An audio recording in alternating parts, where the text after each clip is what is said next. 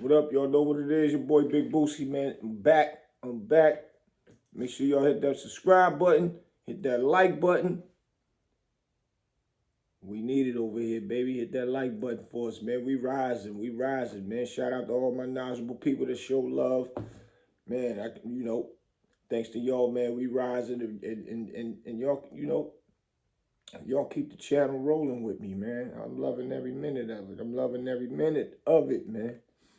I'm gonna get to the point now. I'm gonna get to the point. Your boy Chyna Brim, he does it again. He don't never stop, boy. He don't never stop. I'm gonna just pull his coat on a few things. That's all. A few things. The Harlem and Brooklyn way. Maybe the new Harlem and Brooklyn way is what he used to. I don't know. But he was stating that Brooklyn get flyer. Or excuse me. Brooklyn dress better than Harlem or more flyer than Harlem.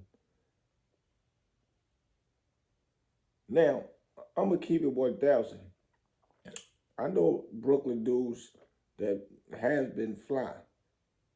That's a fact. I keep it 1,000 with that. But Harlem is known for being the flyest dressers around. That's a fact. That's a fact. So I don't know where he came up with that. He said a few stick-up, people, the stick-up dudes, they don't care how they dress, which that's stick-up dudes anywhere. But we talk about, when you want to go to start talking about the fashion style and do the comparison, nah, bro, that's where you're wrong at. Harlem always been considered the get fly borough. The get money borough. Yeah, Brooklyn was known for taking. Manhattan, Uptown Harlem is known for making and fresh to death. Once again, definitely no Brooklyn niggas that get fly. They get fly in their own way. You could tell a Brooklyn dude by what he got on, wherever they at. You could tell a Harlem dude from what they got on, wherever they at. Period. And Queens was known for getting fly too. Now, don't get it twisted. Queens was known for getting fly too. Queens and Harlem had basic similar styles. Similar styles when it came to the dressing. So I can't just sit back and let you boost Brooklyn up like that now. But also, we ain't going to play no separation game. Because at this point, we all won. But like I said, we don't know about the new era with what's going on with the dressing and all that. All that's probably over my head, over the average person head that wasn't brought up in them 80s moving around and shaking and baking and all that. So yeah, that's where you went wrong at with that one, brother. Just pulling your coat. But I ain't mad at you. You got your opinion. But people that really get fly and get dressy and all that really can make those opinions. So nah, that's where you wrong at. But we go react a little bit to Chyna Brim joint to Jim Jones, and I guess he doing a follow up with the Jim Jones. Y'all, we gonna pay it some attention. We're gonna give it a little bit of attention, man, and see what he talk about. Yo, listen. Keep your name irrelevant. Keep it. He said, keep your name irrelevant. Hold up. Am I bugging? Hold up. I love it. I'm keeping it real. I don't care what anybody thinks. Yo, listen. Keep your name irrelevant. Keep it in the algorithm. It's relevant, man. Keep your name relevant. That's what it is. Definitely, well, you was a stick-up. You was a stick-up dude. You definitely was a stick-up dude. But let's go, man. Doing what you gotta do. Respectfully, I don't care. I'm gonna keep on making content. And it's great New York content. Now, like I said, Jomo came on this platform, right? And he spoke a lot about fashion. But he, I guess he was talking about families and just Brooklyn niggas, the way how we feel about Harlem niggas. And he stated Brooklyn niggas hate on Harlem niggas in fashion. No, we dress better than y'all niggas. What? Yo, homie though, he be funny though. I ain't gonna front. Homie be funny, but and he say whatever out his mouth, but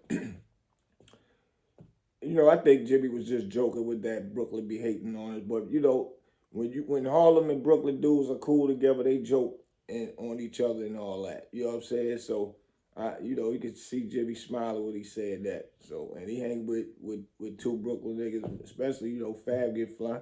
And Mano be fresh too though. Can't stunt on that.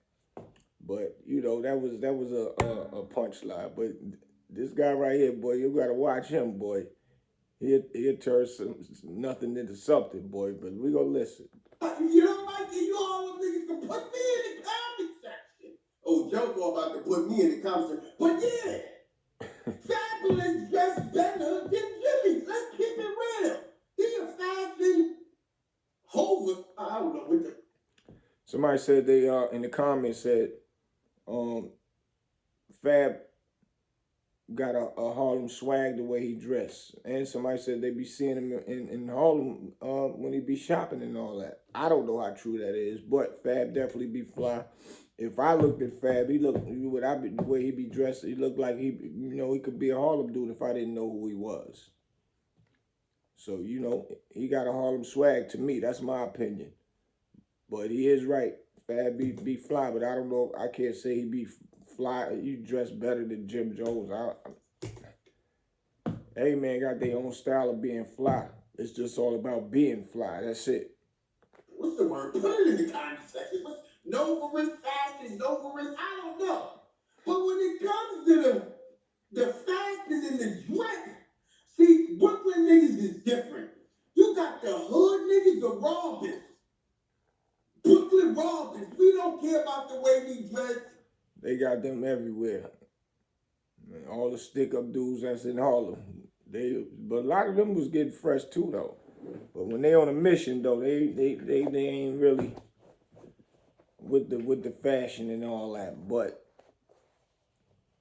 a lot of our stick-up dudes was fly too. And you wouldn't even know they were stick-up dudes, how they move. For real smooth and unique. But they on a whole never ballgame. You'd think they outside hustling getting money. But let's go. It's on army fatigues and all that, and we putting in work. We had captains. Y'all already know. You know what I'm saying? Robbers. Yeah, we take sneakies. Take your pants off, nigga. Yeah, that's how we used to do it back in the day. Real Brooklyn niggas. We from the slums. We dirty. A lot of us. Oh, he keeping it 1,000 there, y'all. Hey, come on, Brooklyn, y'all ain't gonna let them be doing no talking like that, are y'all? Cause I done seen a lot of fly Brooklyn dudes, man. They used to have they own sense of style and swag. They had their own, get fly. I went to school with a lot of Brooklyn dudes that used to come fly, man. Park West High School, man. Full of Brooklyn in there. Full of them. Home of the D-Seps. Got clean, but I'm keeping it real. And then you had the pretty boy Brooklyn niggas. That's five of them niggas. Look, come on, he grew up. His name was Fabulous Sport.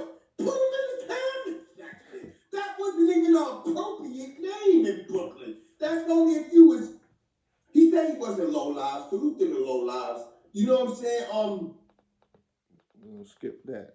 That niggas don't dress in Brooklyn. Listen, first of all, let me keep it real. The first fly niggas in Brooklyn was bedside niggas in Brooklyn. Yo, Mano! What? And all of Harlem was fly. That's reasons why Dame Dash and all them, snapping jokes, because that's what we do. If you ain't coming out fly, you getting joked on, man, period. Even the stick-up dudes get joked on. They stick-up dudes to everybody else. In our hood, we don't care about none of that. You a stick-up dude. You ain't coming out fresh. You looking bummy. We joking on you, man. All the blocks in Harlem was like that. Everybody was fly, basically, man. Until it's time to put that work and put them fatigues and all that on, man. That's a fact. Put that in the comment section. In the comment section. Comment section. Yeah. You heard that? The first fly niggas in Brooklyn was the best side niggas. They used to think, listen, I used to be in best side a lot. They thought to the point that I rep best side. I'm a Crown Heights nigga, but I make money in best side. So niggas used to think, yo, Chyna, you from the south, especially up top, up north. Chyna from the south. Oh yeah. We skipped that. Oh, put a pause on it. I think I felt like Mano just now. You know, Mano, you always see some Brooklyn niggas. We don't care. I don't even do the pause, but blow my. Is that the pause? Blow my mind. You know why you said pause, homie. Stop it, dog. You real clever, boy. These cats with the talk game, you don't know how to dissect their little talk game. You know what you were saying pause for. You shouldn't be saying pause if that ain't what you want to do, homie. Come on, man. But I want to play this. Jomo always saying something that's gonna cause the internet to shake up. I'm starting to think this is a play. This is a Dipset play or something. I don't know. But yeah, somewhere in Manhattan, somewhere in the town, somewhere, you know, you niggas are uptown, downtown, this town, that town. I don't know. But Jomo said you was scared of some niggas. Yeah, skip all. Yeah, I want to know. I never heard of kid being scared of no niggas. Respectfully, I gotta play this. I'm playing up. Dave, you see this Dave, reach out, man. You know what I'm saying? Reach out to me, Dave. You know, on I just want to have a good conversation with him and let him know, man. Keep moving forward, man. None of us is perfect. I think Jim, Cam, and the rest of them, they need to get it together, man. I understand Jim and Cam, but Dane, like we forgetting Dane is part of hip hop history. You know what I'm saying? We can say, yeah. I appreciate you showing my brother some love, though. Yeah. But you wait, wait, see, man. I appreciate that, man. I appreciate that. But you ain't gotta worry about that part. Don't watch that. Watch the movement, man. You just stay tuned, man. The tables always turn the way they supposed to, man. Ain't nothing like, but I appreciate that. I salute you on that. Let's go. Even Jay-Z could say he didn't need Dave, make another one and all that, but at the end of the day, they done created something that can never be tangible, respectfully, in hip hop. But let me finish this what Jimmy Jomo had to say. And we like to talk about that fly shit.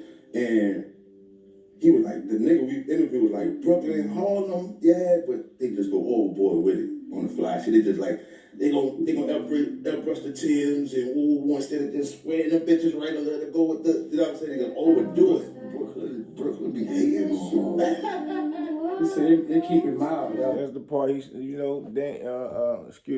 Jim smiling and all that. he ain't really saying that on a note like that. But back in the days, Brooklyn and Harlem didn't get along. That's not a secret. Brooklyn and Harlem didn't get along. Period. And one thing about Brooklyn, yeah, they gonna come for some trouble. But yeah, there's plenty of Harlem dudes, man, that was for the trouble.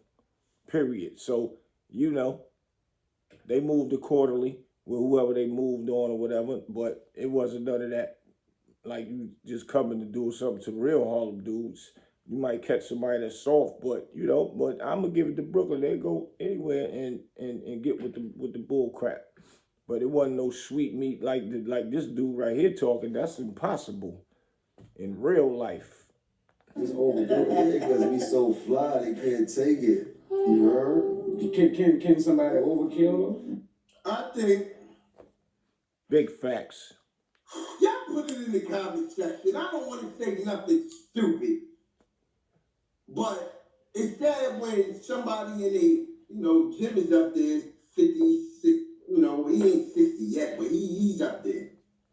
And we still thinking about Rich Porter and all these other niggas, and niggas is still, oh yeah, you wasn't bigger than Rich Porter, and you wasn't this. Rich Porter's dead. So it doesn't matter if he lived 5, 6 years throughout the crack era and made millions. The streets took him away immediately. And he was snaked by who? His own Harlem nigga. You know how many dudes got snaked in Brooklyn? It was a fad how Brooklyn dudes robbed each other in our era. It was a fad how they unalived one another as cool, as being cool with each other. These are all facts. This is not no made up stuff, man. Big facts. Let's go. His own kind. Alpo. Put down in the comment section. And then Alpo come back to New York. And these Harlem niggas who represent Rich Porter, love Rich Porter, but you niggas was bowing down to Alpo. Put you Harlem niggas in it. I don't know nobody that hung with Alpo that was a Rich Porter, rocking Rich Porter people that was hanging with Alpo and was bowing down to Alpo. I don't know nobody. The cats I be seeing on the internet that is Alpo homeboys, I don't know nothing of them. A lot of people might know of them, a few other people, but I haven't heard nobody say that they know of them. I'm just saying. I don't know where he get his information from. Your information totally off, bro. Totally off. Totally off. And this Alpo stuff you've been hearing, that was a sneak move. It was one of the moves what you probably familiar with. Some a mean Brooklyn move. Behind the back. Say it the right way, but we gonna listen. Mano, if he ever say anything slick, Mano, and fabulous, what do you have to say? You talking about Brooklyn niggas. Y'all niggas dress better than Brooklyn niggas. Hold on, Harlem legend. If you gonna let him be talking about Harlem like that, you said you was back in the day, you was making moves, and you was making moves getting fly there. I know you gonna check your boy on this one. I know y'all having a big debate right now if y'all didn't have one already. I know you gonna check him now. I know you Harlem legend go check him. I know that now. Let's go, man. Y'all niggas let a whole rap Alpo kill y'all a legend. Cause y'all niggas, all Harlem niggas, man, hey, all you niggas look at Rich Porter of the God. Anytime I hear Harlem nigga, I get Rich Porter money. You niggas get robbed, go right back to the house, take another. I don't know nothing about that, boy. Anybody can get robbed, though. Don't get it twisted. Anybody can get robbed. But we don't know nothing about that get robbed and go back in the house and come back out with no money. He must be talking about Harlem the cartoon. Unless his homeboy was telling him he was getting robbed or something and go and get some more money. Because ain't none of that happening, brother. Ever. Ain't nobody robbing nothing. And then it's just go and get some, no, you gonna go in that house and get you know what. That's a fact. That's a no-no, homie. I don't know where you got that info from. And anybody can get it if they're getting it from the behind and snuck all of the above. You should know that the best because you are one of the Brooklyn dudes. You said you was a stick-up dude, so you know the stories. You got to dig into your barrel first for you talking about over here. Harlem business. But let's go.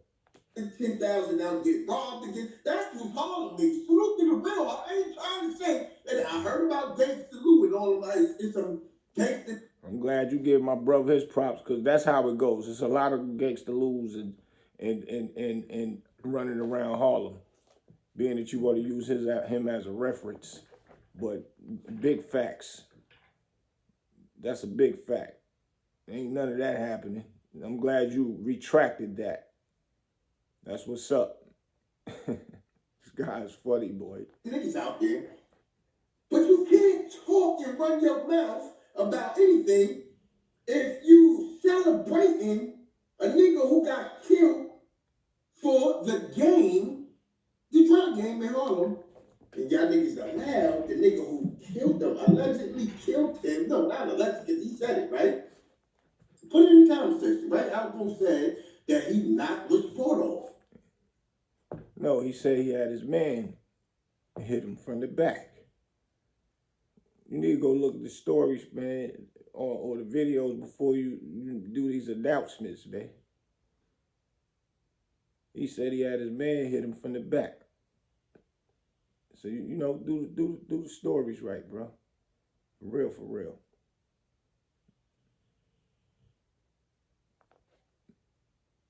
Told came home and still had niggas selling for him, snapping niggas up, had rappers come on social media. Yeah, I was around Alpo and so, man, no, you gotta utilize all that when these niggas is shooting.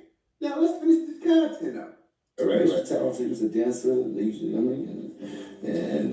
We're gonna skip that. he was rapping early. He was serving early. He had some dangerous ass. Now I want to say rest in peace to Big L.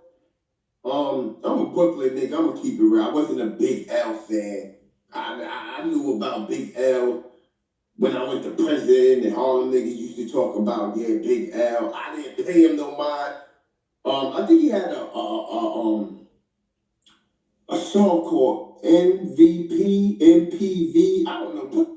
Yo, he a good actor too, man. He acting like he don't know the song. Yo, this dude is funny, man. He acting like he don't know the song. MPV. It went from MVP to MPV, the van. But listen. Put it in the comment section. Y'all know I'm a little help me out here. You know, I used to like that song back in the days. He said he liked the song back in the days, but he just didn't know what the song was. That's contradictory conversation, man. How you like the song, but you don't know what he was saying? Tell me, put it in the comment section, y'all, if you know something that you like, but you don't know nothing about it. Can y'all explain that to me? Yeah, put that one in the comment section. That's his words. Let's go. But Big L wasn't nice to me. He wasn't nobody who I looked up to. Yeah, he brought out, allegedly, I think he brought out Cam and Mace. Rest in peace to Bloodshed. I think they all was a group. Yeah. Now notice he just said he think Big L. Now he got his right to his opinion that he ain't really think L was nice like that. That's cool.